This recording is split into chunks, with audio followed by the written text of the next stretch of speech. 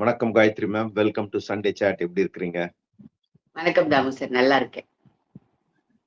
இந்த வாரம் நம்ம முக்கியமா பேச வேண்டியது ஒரு ஒரு ஒரு பெரிய இழப்பு. அதாவது ஒரு அரசியல் மகான், ஒரு நல்ல மனிதர் நல்லக்கண்ணு அவர்கள் நம்மோட இப்போ இல்ல. அவர் 101 வயசுல வயது மூப்புல இறந்தா கூட, சோ இந்த மாதிரி மனிதர்களை இன்றைக்கு இருக்கக்கூடிய இளைஞர்கள் நிறைய தெரிஞ்சுக்கணும். ஏன்னா எல்லா அரசியல்வாதிகளும் என்ன சொன்னாங்கன்னா, இந்த மாதிரி ஒரு நேர்மையான அரசியல்வாதியை பார்க்க முடியாது அப்படின்னு சொன்னாங்க. சோ அதுல இருந்தே தெரியுது, இன்னைக்கு இருக்கக்கூடிய அரசியல்வாதிகள் ஒருத்தன் கூட நேர்மையா இல்ல அப்படின்றது. ஏன்னா இந்த மாதிரி ஒருத்தர் கிடைக்க மாட்டாரு, இந்த மாதிரி ஒருத்தர் இல்ல அப்படின்றத சொல்றது இன்றைக்கு நிகழ்காலத்துல இருக்கக்கூடிய எல்லா அரசியல்வாதிகளும் சொன்னாங்க. சோ அதை நம்ம பார்த்தோம். சோ அவர் ரொம்ப ரொம்ப ரொம்ப ரொம்ப நல்ல மனிதர்.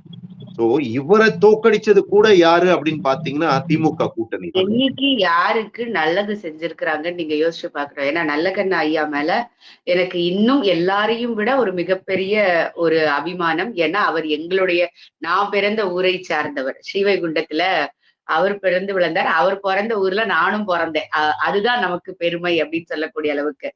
இன்னி வரைக்குமே நீங்க பாருங்க, தமிழகத்துல காமராஜர் ஆட்சி அமைப்போம் அப்படின்னு சொல்லுவாங்க. அந்த காமராஜர் ஆட்சிக்கு பிறகு நல்ல மனிதர் அப்படின்னு யார சொல்லுவாங்கன்னா நல்லக்கண்ணு ஐயாவை சொல்லுவாங்க. இதுதான் நாம பார்க்க வேண்டிய விஷயம். நீங்களோ நானோ அண்ணாதுரை அவர்களையோ இல்ல ஒரு பெரிய அளவுக்கு கக்கன் அவர்களையோ காமராஜர் அவர்களையோ பார்த்ததில்லை. ஆனால் அவர்களெல்லாம் எப்படி ஒரு வாழ்க்கை வாழ்ந்தார்களோ இன்னைக்கு அதே அண்ணாதுரையை சொல்லி டிஎம்கே சம்பாதிக்கலாம். அண்ணாவுக்கு பக்கத்துல தம்பிய சேர்த்து புதைங்கன்னு சொல்லலாம். ஆனால் அவர்களுடைய குடும்பத்தினருக்கு இன்னி வரைக்கும் இந்த திமுக என்ன செஞ்சிருக்குது அப்படின்னு நம்ம பார்த்தா தெரியும்னு வச்சுக்கோங்களேன். சோ எப்படி அவர்கள் ஒரு அப்பழுக்கற்றவர்களாக இருந்தார்களோ அதே போல காமராஜர் ஐயா குடும்பத்தினர். நான் ஒரு சமீபத்துல மதுரையில ஒரு ஹோட்டல்ல ஸ்டே பண்ணிருக்கும் போது அந்த செக்யூரிட்டி சொன்னாரு, நான் காமராஜருடைய இன்னாருடைய ஏதோ அக்கா தம்பி அந்த ரிலேஷனுடைய மகன் அப்படின்னு சொல்லிட்டு சொன்னாரு. சோ இதுதான் அந்த அப்பழுக்கற்ற வாழ்க்கை வாழ்ந்த நீங்க வஉசியோட பேத்தியை நீங்க பார்க்கணும். இப்படிதான் நீங்க பார்க்கணும். அவர்களெல்லாம் இன்னைக்கு எப்படி இருக்கிறாங்க, ஒரு வெகுஜனமாக ஒரு சாதாரண மனிதர்களாக இன்னைக்கு இருக்கிறாங்க. அதே மாதிரிதான் நல்லக்கண்ணு ஐயாவுடைய மகள். அவங்க ஒரு டாக்டர். எனக்கு அவங்கள ரொம்ப நல்லா தெரியும். நான் சின்ன வயசுல இருந்து அவங்கள பார்த்திருக்கிறேன். இன்னி வரைக்கும் அவர்கள் எல்லாம் அப்படியே அப்பாவுடைய எந்த நிழலும் அவர்கள் மேல இல்லாம தான் சம்பாதிக்கிறோம், நல்லது செய்யறோம், வாழ்றோம் அப்படிங்கக்கூடிய அளவிற்கு இன்னைக்கு காமராஜருக்கு பிறகு எல்லாராலும் மதிக்கப்படக்கூடிய ஒரு தலைவராக எவ்வளவு மாற்று கருத்து இருந்தாலும் அவரை யாருமே குறை சொல்லவே மாட்டாங்க. அவர் இருக்கிற இயக்கம் நமக்கு மாற்று கருத்துடையதாக இருக்கலாம். ஆனால் அந்த நபர் மீது யாருமே எந்த குறையுமே சொல்ல முடியாத ஒரு மனிதராக இருந்தார் அப்படிங்கிறது தான் அவர் வாழ்ந்து அவர் விட்டுட்டு போன அந்த நல்ல பெயர், அந்த நல்ல கண்ணு அப்படிங்கிறதுக்கு ஏற்ற மாதிரி ஒரு நல்ல பெயர். எப்படி காமராஜர் ஒரு 4 வேஷ்டியை வச்சிருந்தாரு, 4 சட்டையை வச்சிருந்தாரு, 100 ரூபாவோ என்னமோ பணம் வச்சிருந்தாரு அப்படின்னு சொன்னாங்களோ அதே போல அவருடைய கட்டில்ல ஒரு ஜோல்னா பை, 4 சட்டை ஹேங்கர் கூட இல்ல. நம்ம ஆணி அடிச்சு கேலண்டர் மாட்டி அந்த கேலண்டருடைய ஆணியில சட்டையை மாட்டக்கூடிய அளவிற்கு தான் அவருடைய வாழ்க்கை எளிமையாக இருந்தது அப்படிங்கிறத நாம பாக்குறோம். இன்னைக்கு நீங்க போய் வீர வணக்கம்னு அவருடைய உடலுக்கு முன்னாடி நீங்க சொன்னால் கூட நீங்க எப்படி மாறுபட்டு வாழ்க்கை வாழ்ந்துகிட்டு இருக்கீங்கன்றதையும் மக்கள் பார்க்கணும்னு தான் நான் சொல்லுவேன். நீங்க வீர வணக்கம்னு தோழருக்கு சொன்னதுனால நீங்க அவருக்கு ஈக்குவலாக ஆயிட முடியாது. உங்களுடைய இயக்கம் அவருடைய இயக்கமாகவோ இல்ல அவரை போலவோ ஆயிட முடியாது. அப்படிப்பட்ட வாழ்ந்த ஒரு நபர். அவர்தான் நம்முடைய அடுத்த ஜெனரேஷனுக்கு நாம எடுத்து செல்லக்கூடிய ஒரு ஒரு அரசியல்வாதியா நீ வரணும்னு நினைக்கிறியா? இப்படியும் வா. நீ அந்த தோக்கிறது ஜெயிக்கிறது அப்பாற்பட்டு நிலைத்து நிற்கக்கூடிய மனிதராக இருப்பாய் அப்படின்றதுக்கு ஒரு மிகப்பெரிய உதாரணமாக இருக்கக்கூடியவர் இருந்தவர். இன்னுக்கும் எப்படி எம்ஜிஆர் வாழ்ந்தாலும் மறைந்தாலும் அவர் போல உண்டான்னு இன்னைக்கு சொல்றாங்க இல்லையா, அந்த மாதிரி நிலைத்த பேர் இருக்கக்கூடிய மனிதராக அவர் என்றுமே இருப்பார். இல்ல, அதாவது இந்த வீர வணக்கம் நாங்க போய் சொன்னாங்கல்ல இந்த அரசியல்வாதிகள், அவங்க எல்லாரையும் நீங்க அவங்களே யோசிக்கணும். ஒரு மனசாட்சின்னு ஒண்ணு இருந்ததுன்னா அவங்களே யோசிக்கணும். அவருக்கு முன்னாடி போய் அந்த வீர வணக்கம் செலுத்துறதுக்கான அருகதை அவங்களுக்கு இருக்குதா அப்படின்றத பார்க்கணும். ஏன்னா நீங்க சொன்னீங்க காமராஜர் சொன்னீங்க, கக்கன் சொன்னீங்க, இவங்களை யாரையுமே நம்ம வந்து பார்த்தது இல்ல. இந்த மாதிரி இருக்கணும், அவரை மாதிரி இருக்கணும் அப்படின்னு சொல்லிதான் கேள்விப்பட்டிருக்கணும். ஆனா அதே மாதிரி ஒரு மனிதன் இப்ப சமகாலத்துல வாழ்ந்திருக்கிறாரு, அவரை நம்ம பார்க்க முடிஞ்சது. ஏன்னா எந்த ஒரு அரசியல்வாதியாவது இன்னைக்கு அரசாங்க மருத்துவமனைக்கு போறாங்களான்னு பாருங்க. இந்த மனிதர் சாகும் வரை அரசாங்க மருத்துவமனையில தான் இருந்திருக்கிறாரு. அது மட்டும் இல்லாம இன்னைக்கு வந்து சுடுகாட்டுல பொணத்துல கூட ஊழல் செஞ்சு சம்பாதிக்கக்கூடிய இந்த அரசியல்வாதிகள் இருக்கிற இந்த நேரத்துல தன்னுடைய அந்த உடலை கூட அவர் வந்து மருத்துவக் கல்லூரி மாணவர்களுக்கு வந்து பயன்படட்டும் அப்படின்னு தன்னுடைய உடலை கூட கொடுத்துட்டு போயிருக்கிறார். இப்படியான ஒரு அரசியல்வாதி இன்னைக்கு வந்து அவர் தான் எனக்கு ரோல் மாடல் அப்படின்னு தமிழக காங்கிரசினுடைய தலைவர் சொல்றாரு. இதெல்லாம் அதாவது ஒரு செத்த மனிதனை வந்து இப்படி அசிங்கப்படுத்த முடியுமான்னு எனக்கு தெரியல. ஏன்னா ரோல் மாடல்னு எப்படியா சொல்லுவீங்க? அவருக்கு ஒரு சொந்த சைக்கிள் கூட இல்ல, சொந்த வீடு கூட இல்லாம இருக்கிறார். ஏன்னா அவருக்கு அரசாங்கம் தான் பாத்தீங்கன்னா ஒரு சில வருஷத்துக்கு முன்னாடி அரசு ஒரு ஹவுசிங் போர்டு காம்ப்ளெக்ஸ்ல இருந்து ஒரு வீடு ஒதுக்கி கொடுத்தாங்க. அவருடைய 80வது வயசுல அவங்க தோழர்கள்லாம் கலெக்ட் பண்ணி அவருக்கு வந்து 1 கோடி ரூபாய் கொடுத்தாங்க. அந்த 1 கோடி ரூபாவை அவர் கட்சிக்கே திருப்பி கொடுத்தார். அவருடைய 80வது வயசுல ஒரு நல்ல மனிதர் வந்து அவருக்கு வந்து ஒரு கார் கொடுத்தார். கார் மட்டும் கொடுக்காம பெட்ரோல், டிரைவர் எவ்வளவு நாள் வேணுமோ அவ்வளவு நாள் நான் கொடுக்குறேன்னார். அந்த காரை கூட அவர் எனக்கு வேணான்னு சொல்லி கட்சிக்கு கொடுத்திருக்கிறார். அவருக்கு நிறைய விருதுகள் தமிழக அரசாங்கம் கொடுத்திருக்கிறாங்க. அந்த நேரத்துல பாத்தீங்கன்னா அந்த விருதுகளோட சேர்ந்து 1 லட்சம் 5 லட்சம் பணமா கொடுத்திருக்கிறாங்க. அந்த பணத்தை கூட முதல்வருடைய நிதிக்கு போனன்னு கொடுத்திருக்கிறார். அது பாருங்க, இப்படி இருக்கிற ஒரு மனிதரை நான் ரோல் மாடல்னு சொல்றவன் எவ்வளவு சுத்தமா இருக்கணும். இன்னைக்கு இருக்கிற ஒரு கவுன்சிலர் கூட அவருடைய ரோல் மாடல்னு சொல்லவே முடியாது. ஏன்னா எந்த அரசியல்வாதியும் நேர்மையே இல்லை. இப்படியான ஒரு மனிதர், அதாவது இன்னைக்கு வந்து மெரினா கடற்கரையில எங்க அப்பனை புதைக்கணும்னு போய் போராடினாங்கல்ல, இந்த மாதிரி மனிதருக்கு தான் மரீனா கடற்கரையில நீங்க வந்து ஒரு நினைவு சின்னம் வைக்கணும். ஏன்னா அங்க மக்கள் கூட்டம் வரும்போது இவர் யாரு, இவருக்கு ஏன் இங்க நினைவு சின்னம் இருக்கு அப்படின்னு அவருடைய வரலாறை படிச்சாங்கன்னா நல்லதை தெரிஞ்சுக்குவாங்க. இன்னைக்கு கருணாநிதியை பார்த்து இவருடைய வரலாறை படிக்கிறேன் அப்படின்னா என்ன தெரிஞ்சுக்குவாங்க? இதுல கூட அரசியல் செய்யக்கூடியவர்கள் திமுகவோட கூட்டணி அப்படிங்கிறது விடுதலை சிறுத்தைகள் கட்சியினுடைய திருமாவளவன் அஞ்சலி செலுத்திட்டு வெளியில வந்து பேசுறாரு. அதுல கூட வந்து அண்ணன் தளபதி முதல்வர் ஸ்டாலின் அவர்களுக்கு நன்றி, ஏன்னா இவர் அரசு மரியாதையோட நீங்க வந்து அனுப்பி வைக்கணும்னு சொன்னதுக்குன்னு. இந்த இடத்துல கூட கூட்டணி கட்சியில இருக்கிறவருக்கு அந்த பாராட்டு பத்திரம் தேவையா? நீங்க யோசிச்சு பாருங்க. அப்போ எங்கெல்லாம் உங்களால அரசியல் பண்ண முடியுமோ, எங்கெல்லாம் துண்டு போட்டு வச்சா கூட ஒரு சீட்டு கிடைக்கும், இல்ல நமக்கு வந்து பேசுறதுக்குள்ள வாய்ப்பு கிடைக்குமோ அங்கெல்லாம் பயன்படுத்தணும்னு நினைக்கிற அரசியல் கட்சி தலைவர் எங்க? கிடைக்கின்ற பணத்தை எல்லாம் கட்சிக்கு கொடுத்து விட்டு தன்னுடைய வாழ்நாள்ல எளிமையாக வாழ்ந்து உண்மையாகவே அடுத்த தலைமுறைக்கு எடுத்துக்காட்டாக வாழ்ந்த நல்லக்கண் ஐயா எங்க? அததான் நாம வந்து பார்க்கணும். இல்ல, இதை இன்றைய இளைஞர்கள் வந்து புரிஞ்சுக்கணும். இந்த மாதிரியான ஒரு நல்ல மனிதர் அவருடைய இப்போ வாழ்க்கையிலேயே பாத்தீங்கன்னா ஒரே ஒரு முறைதான் தேர்தல்ல, ஒரு நாடாளுமன்ற தேர்தல்ல போட்டி போட்டிருக்காரு. அந்த தேர்தல்ல கூட அவரை தோற்கடித்தது திமுக கூட்டணி தான். ஏன்னா அப்பயாவது இவ்வளோ பேசுறாங்கல்ல, இப்போ அந்த மாதிரி ஒரு நல்ல மனிதர் இருக்கிறாருன்னு உண்மையிலேயே தமிழகத்துல இருக்கக்கூடிய அரசியல்வாதிகள் நல்லவனா இருந்தா, மனசாட்சி இருக்கிறவனா இருந்தா அந்த தேர்தல்ல அந்த தொகுதியில யாருமே போட்டி போடாம, போட்டி இல்லாம இவர் வந்து வெற்றி பெற்றாருன்னு சொல்லி இருந்தா அது எவ்வளவு ஒரு பெருமையா இருந்திருக்கும். அது வந்து அந்த வரலாறுல பதிஞ்சிருக்கும். அந்த அந்த மக்கள் இன்னைக்கு யாரெல்லாம் வந்து அரசியலுக்கு வரணும் அப்படின்றவங்க அப்ப யோசிப்பாங்க, ஏன் இந்த மனிதர் வந்து போட்டியே இல்லாம வெற்றி பெற்றார்? அவர் யாரு? அவருடைய பேக்ரவுண்ட் என்ன? அவர் என்ன பண்ணிருப்பாருன்னு ஒவ்வொரு இளைஞனும் வந்து படிச்சிருப்பான். அதை கூட நினைக்காம அன்னைக்கு கூட்டணியில இருந்து அவங்க வந்து தோக்கடிச்சாங்க. அன்னைக்கு அவங்களோட கூட்டணியில இருந்தது பாஜக, அங்க வெற்றி பெற்றவரும் பாஜக. அவர் தான் இன்னைக்கு பாத்தீங்கன்னா நம்மளுடைய துணை குடியரசுத் தலைவரா இருக்கிறார். அவர் கூட சொல்றாரு, வெற்றியை கொண்டாட முடியாத ஒரு வெற்றி எனக்கு அது அப்படின்னு சொல்லி இருந்தார். ஆனா அந்த அதாவது நீங்க திமுகவை பாருங்களேன், அவங்களுக்கு என்ன கொள்கை இருக்கு, கோட்பாடு இருக்கு. எல்லா கட்சியோட அவங்க வந்து கூட்டணி வச்சிருக்கிறாங்க. அதிமுகவோட மட்டும்தான் கூட்டணி வைக்கல. சோ அவங்க வந்து நான் வந்து கொள்கை இருக்குது, கோட்பாடு இருக்குதுன்னு சொல்றதெல்லாம் வந்து ஒரு பொய். இததான் வந்து மக்கள் வந்து புரிஞ்சுக்கணும். இன்றைக்கு இருக்கக்கூடிய இளைஞர்கள் வந்து குறிப்பா தெரிஞ்சுக்கணும். நீங்க கூட சொன்னீங்க அவர் வந்து அஞ்சலி செலுத்திட்டு வெளியில வந்து விசிகாவோட தலைவர் பேசினாருன்னு. இன்னைக்கு இருக்கிற அரசியல்வாதிகளுக்கு எந்த ஒரு மனசாட்சி கிடையாது, அவங்களுக்கு ஒரு கொள்கை கிடையாது, ஒரு கோட்பாட்டு கிடையாது.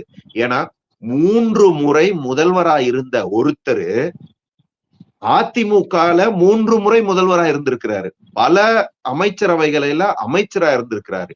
எல்லா பொறுப்பையும் அனுபவிச்சுட்டு இன்னைக்கு வந்து ஒரு 75, 80 வயசு இருக்கும்னு நினைக்கிறேன் அவருக்கு. இந்த நேரத்துல போய் திமுகல போய் சேர்றாரு பாருங்க.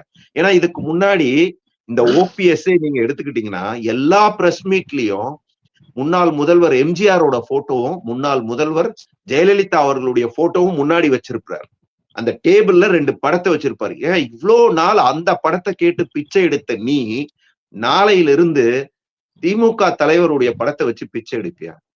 இல்ல இங்க போயிட்டாங்க. ஒரு மிகப்பெரிய அதிர்ச்சியா இருந்தது சார். அதாவது இது எதிர்பார்த்த ஒன்றுன்னா கூட ஒரு கட்சியினுடைய முதலமைச்சராக இருந்தவர் இன்னொரு இடத்துக்கு போய் சேர்றது அப்படிங்கிறது எனக்கு தெரிஞ்சு தமிழக வரலாற்றுல மட்டும் இல்ல இந்திய வரலாற்றிலேயே இதுதான் முதல் முறையா இருக்கும் அப்படின்னு நான் நினைக்கிறேன். இன்னைக்கு அவர் போய் சேர்ந்திருக்கிற கட்சியை எதிர்க்கணும் அப்படின்னு தொடங்கப்பட்ட ஒரு கட்சியில தான் இவர் முதல்வரா இருந்திருக்கிறார். எப்படி போய் நீ அங்கேயே போய் சேருவ? இல்ல நீங்க வந்து ஒரு காங்கிரஸுக்கு போயிருந்தாலோ ஒரு செங்கோட்டையன் போல ஒரு தாவேகாவிற்கு போயிருந்தாலும் கூட பொதுமக்களுக்கு இவ்வளவு பெரிய அதிர்ச்சி ஏற்பட்டிருக்காது. பொதுமக்களே இவ்வளவு நாள் என்ன சொல்லிட்டு இருந்தாங்க, சரிப்பா இபிஎஸ் சேர்த்து இருந்திருக்கலாம்ப்பா அப்படின்னு சொன்னார். ஆனால் இபிஎஸ் முதல்ல இருந்தே சொன்னார் அவருடைய நடவடிக்கை சரியில்லை, இவங்களோட ஒரு கூட்டு இருக்கிற போல செயல்பாடுகள் தொடர்ந்து இருக்குனானா இன்னைக்கு இவருடைய செய்கையை பார்க்கும்போது அவர் அன்னைக்கு எடுத்த முடிவு சரியோ அப்படின்னு தோணக்கூடிய அளவிற்கு ஆயிருச்சுல்ல. என்னதான் இருந்தாலும் மக்கள் வந்து நீங்க இப்படியே நின்று இருந்தா நீங்க அமமுகவுடைய தலைவர் சொல்றாரு என்கிட்ட அமமுகவோட சேர்றேன்னு தேதி குறிக்க சொன்னார். நான் தேதி குறித்தேன்னு. இன்னைக்கு நீங்க அமமுகவோட சேர்ந்து இருந்தால் கூட எல்லாரும் சந்தோஷப்பட்டிருந்திருப்பாங்க. ஏன்னா உங்களுடைய கொள்கை தேசமும் தெய்வீகமாக இருந்தது. இபிஎஸ் உங்களை புறக்கணித்தாலும் நீங்க இந்த நாட்டுக்கும் இந்த மக்களுக்கும் இல்ல தனக்குடைய தான் கொடுத்த விசுவாசத்துக்கும் நன்றி உணர்வோட இருக்கீங்க அப்படின்னு சொல்லிட்டு நீங்க யோசிச்சு பாருங்க. வைத்தியலிங்கம் எதிர்த்தார், திமுகவோட போய் சேர்ந்தார். இவர் எதிர்க்க மனோஜ் பாண்டியன் போய் சேர்ந்தார். செங்கோட்டையன் எல்லாரும் ஒண்ணு போல சேரணும்னு சொன்னார், அவர் தாவேகாவோட சேர்ந்தார். எல்லாரும் ஏடிஎம்கேவோட ஒண்ணு போல இருக்கணும் அப்படின்னு சொன்னாங்க அவர். அப்போ கடைசியில அமமுகவினுடைய தலைவர் உண்மையாக இருந்திருக்கிறார், இவர்கள் எல்லாம் சந்தர்ப்பத்தை பார்த்து காத்திருக்கிறார்கள் அப்படிங்கிறது உண்மையாயிடுது இல்ல. இல்ல நீங்க வந்து பல தலைவர்களை வந்து சொன்னீங்க. அவங்க எல்லாம் வந்து ஓகே எம்எல்ஏவா இருந்தாங்க, அமைச்சரா இருந்தாங்க, அவங்க போய் சேர்றாங்கன்னா கூட போய் சேர்றத ஓரளவுக்கு நீங்க ஏத்துக்கலாம். இவர் வந்து 3 முறை முதல்வரா இருந்திருக்கிறாரு. இவர் தான் வந்து நம்ம வந்து எல்லாம் கட்சியை ஒன்னா சேர்க்கணும், அம்மா ஆட்சி எடுக்கணும், பேச்சுக்கு பேச்சு மூச்சுக்கு மூச்சு அம்மா அம்மா அம்மா அம்மான்னிட்டு இன்னைக்கு நீ போய் அந்த இடத்துல போய் சேரும்போது, அதாவது நீங்க அரசியலையாவே விட்டுருங்களேன், ஒரு சாதாரண ஒரு மனிதனா எடுத்து பாத்தீங்கன்னா கூட ஒரு சுயமா சிந்திக்கக்கூடிய ஒரு மனசாட்சி இருக்கக்கூடிய ஒரு சாதாரண ஒரு மனிதனா எடுத்தா கூட இத போய் செய்ய மாட்டானே. இந்த வயசுல நீ இன்னைக்கு வந்து 40 வயசு இல்ல 30 வயசு இல்ல, உனக்கு வந்து அரசியல் வாழ்க்கை வேணும்னு எல்லாத்தையுமே அனுபவிச்சுட்ட, நீ வந்து அமைச்சரா இருந்துட்ட, முதலமைச்சரா இருந்துட்ட, இவ்வளவு நாள் வந்து அந்த பதவி சுகத்தை அனுபவிச்சாச்சு. இப்ப என்னைக்கு நீ வந்து உயிர் உன்னை விட்டு பிரிஞ்சு போகும்னு தெரியல. அந்த நேரத்துல கூட பதவி வேணும்ன்ற ஒரே காரணத்துக்காக ஒருத்தன் போய் சேர்றான் அப்படின்னா அவனுக்கு வந்து மக்களுக்கு நல்ல செய்யணும்னு ஒண்ணுமே கிடையாது. இததான் மக்கள் புரிஞ்சுக்கணும். ஏன்னா இவரெல்லாம் வந்து எந்த தொகுதியில போட்டி போட்டாலும் அரசியலை பத்தி யோசிக்கலன்னா கூட இந்த மாதிரியான ஒரு வந்து திரும்ப அரசியலுக்கு வரக்கூடாது, வெற்றி பெறக்கூடாது அப்படின்றத மக்கள் வந்து பார்க்கணும். என்ன சொல்றதுன்னே தெரியல சார். ஆக்சுவலா எந்த அளவிற்கு ஒரு பதவி மனிதர்களுடைய மனதை மாற்றும் அப்படிங்கிறதுக்கு சமீப காலத்துல நடக்கிற அது தேமுதிக ஆரம்பிச்ச காலத்துல இருந்து விஜயகாந்த் அவர்கள் எல்லா வந்து காம்பினேஷனையும் ட்ரை பண்ணாரு. ஆனால் கடைசி வரைக்கும் திமுகவோட போய் சேரவே இல்லை. ஆனால் அதே போலதான் திமுகவை எதிர்த்து ஆதரிக்கப்பட்ட கட்சியில முதல்வராக இருந்த ஒருவர் அங்க போய் சேர்ந்திருக்கிறது அப்படிங்கிறத எப்படி விஜயகாந்த் ஆன்மா வந்து தேமுதிகவினுடைய தலைவியை மன்னிக்காதோ அதே போலதான் நீங்க இத்தனை நாள் சொன்னது அம்மாவினுடைய விசுவாசி அப்படின்னு சொன்னதே பொய்ன்னு நீங்களே நிரூபிச்ச மாதிரி இது ஆயிடுச்சு அப்படிங்கிறதுதான் ஒரு வேதனையான ஒரு விஷயமா. ஒவ்வொரு மனிதர்களுக்கும் தனிப்பட்ட ஆசைகள் இருக்கு, அவங்க எங்க சேரணும்ன்ற உரிமை இருக்கு. ஆனால் அப்ப இத்தனை நாள் நீங்க ஏடிஎம்கே பேரை சொல்லி அம்மா பேரை சொன்னது விசுவாசத்தினால் அல்ல, சம்பாதிக்கிறதுக்கு தான் அப்படிங்கறது கூட ஒரு ப்ரூஃப் ஆயிடுச்சு. இல்ல கரெக்டா சொன்னீங்க. அதாவது இவ்வளவு நாள் அவர் வந்து மூச்சுக்கு 30 முறை அம்மா அம்மா அம்மா அதிமுக எம்ஜிஆர்னு சொன்னதெல்லாம் வந்து விசுவாசம் இல்ல, மக்களுக்காக இல்ல, தன்னுடைய சுயநலத்துக்காக செஞ்சதுதான் அப்படின்றத இன்னைக்கு மக்கள் வந்து புரிஞ்சுக்கணும். நிறைய இன்னைக்கு வந்து அதான் நம்ம வந்து தொடங்கும் போதே நல்லக்கண்ணு ஐயாவை பத்தி தொடங்கணும். அவர் எப்படி ஒரு அரசியல்வாதி, இவங்க எல்லாம் எப்படி ஒரு அரசியல்வாதி, இததான் வந்து கம்பேர் பண்ணணும். எனிவே நல்லக்கண்ணு மாதிரியான ஒரு நல்ல அரசியல்வாதி நம்மளுக்கு கிடைக்க போறது இல்ல, அப்படியான ஒரு வேட்பாளர் கிடைக்க போறது இல்ல.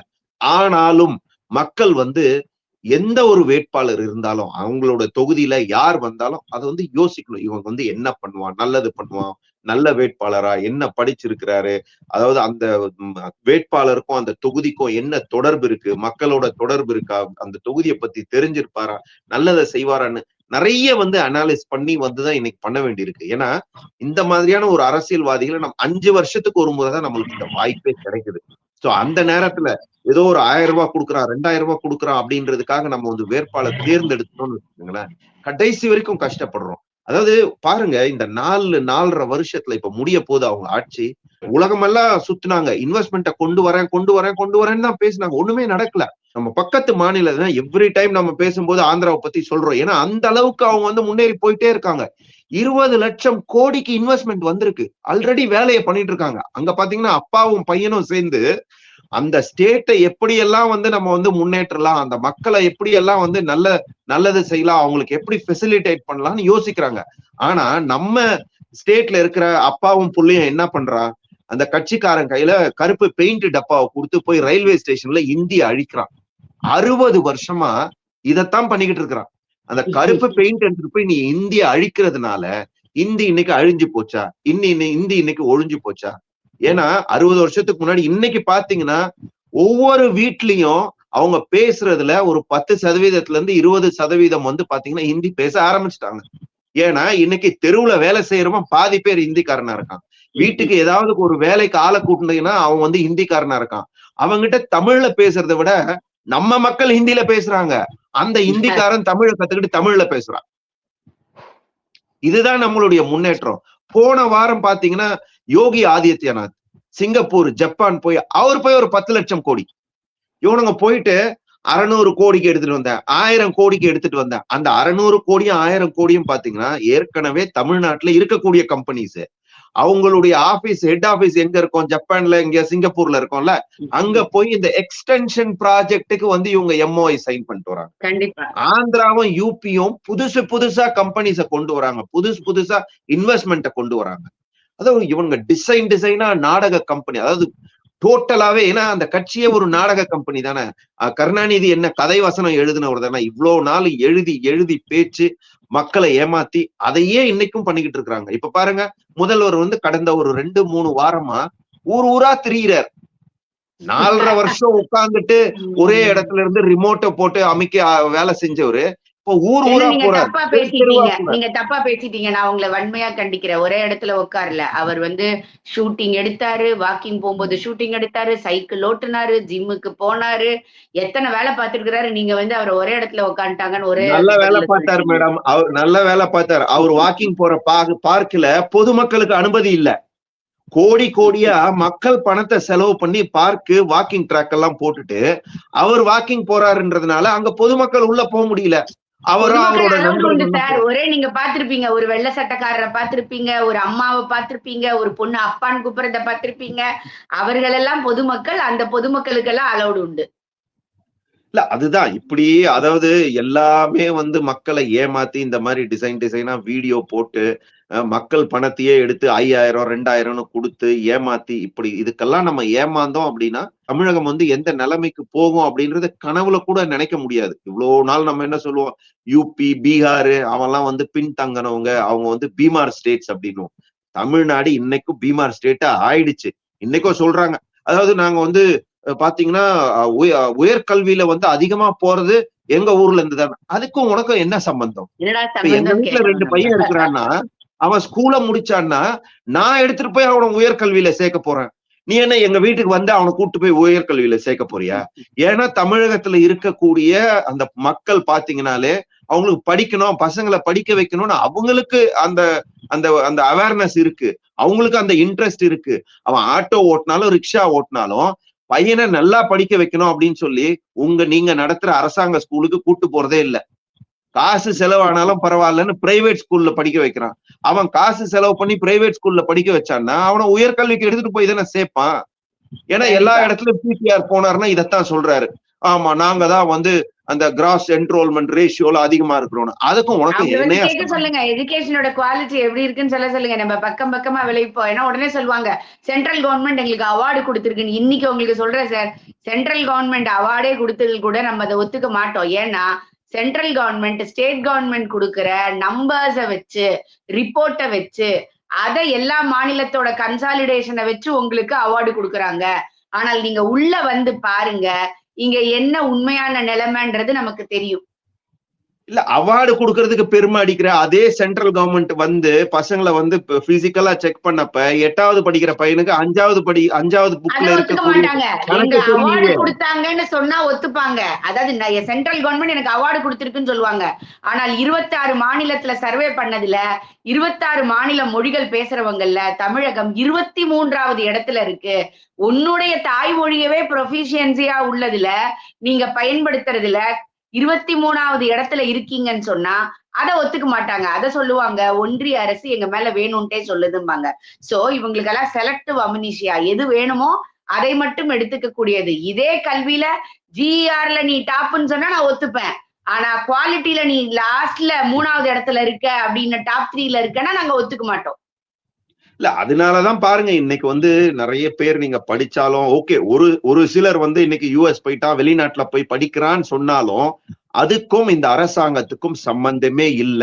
இப்ப யூஎஸ்ல போய் வேலை செய்யறான்னா அவங்க அம்மா அப்பா பர்சனலா அவனுக்கு போட்ட எஃபர்ட், அவங்களும் வந்து அவங்களுடைய கனவு, பையனை இதை படிக்க வைக்கணும், இங்க வேலை செய்ய வைக்கணும், இந்த வேலையில சேர்க்கணும்னு. அதுக்கும் அரசாங்கத்துக்கும் இவங்க சொல்லக்கூடிய இந்த டுபாக் ஒரு மாடலுக்கும் எந்த ஒரு சம்பந்தமும் இல்லை. இதை வந்து மக்கள் வந்து புரிஞ்சுக்கணும். அதாவது இவங்க சொல்லக்கூடிய நம்பர்ஸ், இவங்க நடத்தக்கூடிய நாடகத்தெல்லாம் பார்த்து நம்ம வந்து ஏமாறக்கூடாது. இவ்வளவு நாள் ஏமாந்துட்டோம், இந்த முறையும் ஏமாறாத வரக்கூடிய இந்த வாய்ப்பை நல்லபடியா பயன்படுத்தணும். நல்ல வந்து ஒரு வேட்பாளர்களை வந்து தேர்ந்தெடுக்கணும். அது நிச்சயமா செய்வாங்க அப்படின்ற ஒரு நம்பிக்கையோட விடைபெறுவோம். ரொம்ப ரொம்ப நன்றி மேடம்.